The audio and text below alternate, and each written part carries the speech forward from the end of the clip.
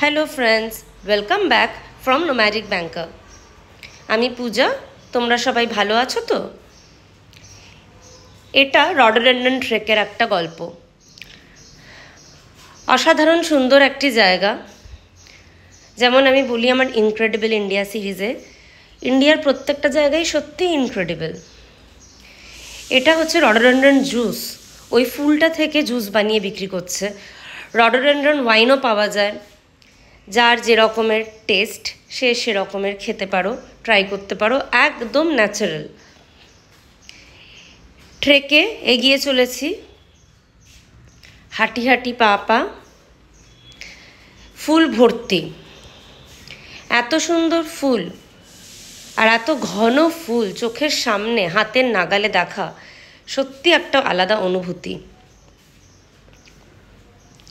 ট্রেকটাও খুব ডিফিকাল্ট নয়, সবাই করতে পারবে। কিছুটা হাঁটা তো অবশ্যই আছে, কষ্ট তো হয়, কিন্তু তাও বলবো অনেক কঠিন কঠিন ট্রেক করেছি, দুর্গম ট্রেকও করেছি। এই ট্রেকটা সত্যি ভালো। আগে যে ট্রেকগুলো করেছি তখনও আমি ইউটিউবে ব্লগিং শুরু করিনি, তাই সেগুলোর ভিডিও নেই। দেখবো আমি আমার কাছে যদি ব্যাকটাপ ভিডিওস আর ফটোস থাকে সেগুলো দিয়ে যদি বানানো যায়, সময় করে বানাবো অন্য ট্রেকগুলোর ফটো। দেখুন কি সুন্দর ফুলগুলো, লাল আছে, গোলাপি আছে। ওপরে একটা এই যে এরকমের জলাশয় মতন ছিল, পুরো ঘেরা।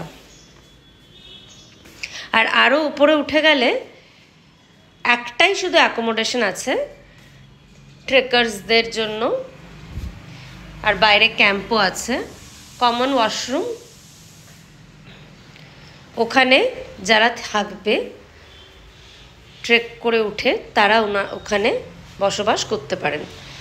আমি যে ট্রেকটা করেছিলাম আমি জানতাম ওপরে একটু রুম পাওয়ার সমস্যা হতে পারে, তাই আমি ট্রেকটা করেছিলাম যেদিন হেঁটে উঠেছি সেই দিনই হেঁটে নেমে এসেছি।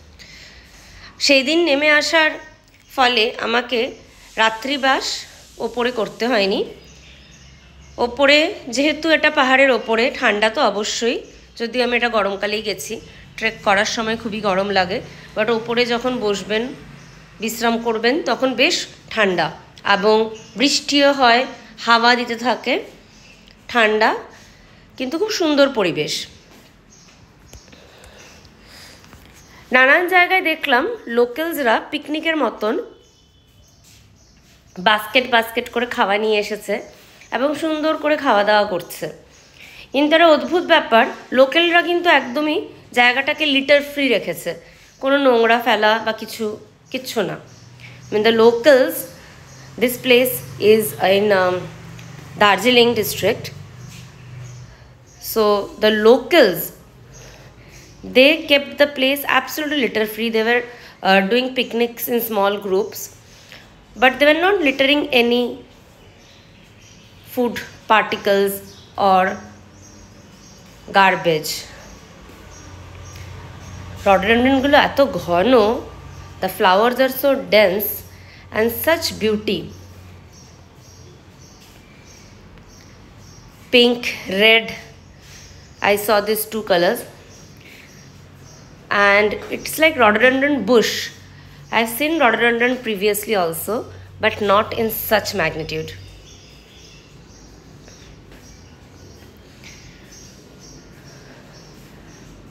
অনেক জায়গায় ছবিগুলো দেখে মনে হচ্ছে যেন সব নিয়ে মাথায় লাগিয়ে ফেলি, কিন্তু এখানে লেখাই ছিল প্লাকিং প্রহিবিটেড।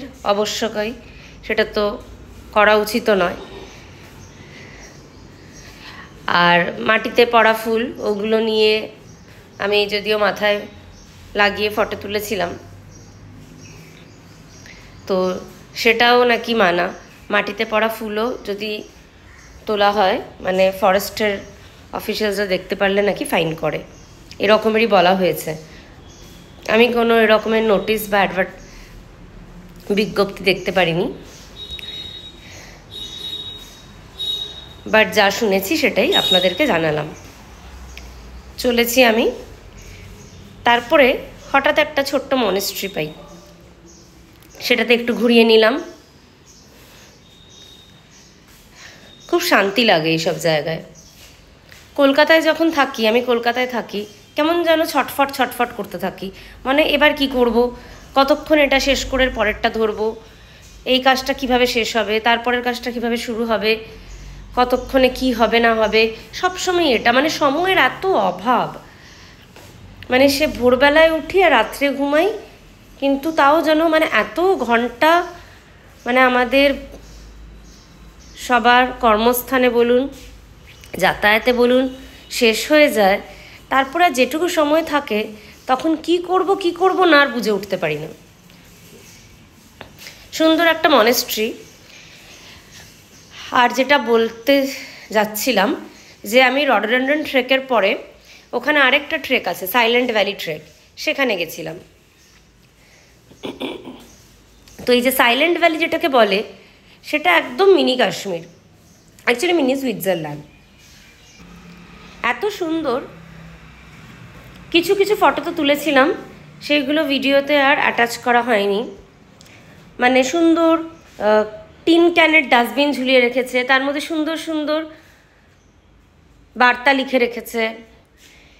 এই ওয়াটার ক্রসিংগুলো আমি ক্রস করে করে ট্রেকটা করেছিলাম, পাশে বসেছিলাম কিছুক্ষণ, এত ভালো লাগছিল।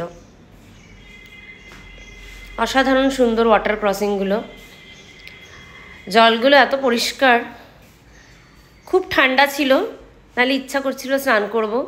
আর ওখানে কারেন্টের মানে ইলেকট্রিসিটির খুবই সমস্যা, ইলেকট্রিসিটি থাকেই না।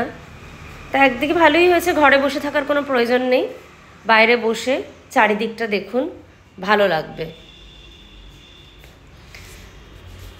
আপনারা সবাই এবছর গরমকালে কোথায় যাচ্ছেন কমেন্টসে একটু জানাবেন। কার কোথায় ভালো লাগে যেতে, পাহাড় না সমুদ্র না জঙ্গল? আমার যেহেতু বেড়াতে ভালো লাগে, আমার সবটাই ভালো লাগে, সেটা হিস্টোরিক্যাল জায়গা বলুন, জঙ্গল বলুন, পাহাড় বলুন, সমুদ্র বলুন। এখানে একো হচ্ছিল, জোরে জোরে কথা বললে আরও জোরে জোরে ফিরে আসছিল। তো আমি যা করার তাই করছিলাম। এই ট্রেকটা যখন করেছিলাম আমরা 3-4 জনই ছিলাম, বেশি লোক কিন্তু ছিল না, তাই আরও বেশি ভালো লাগছিল।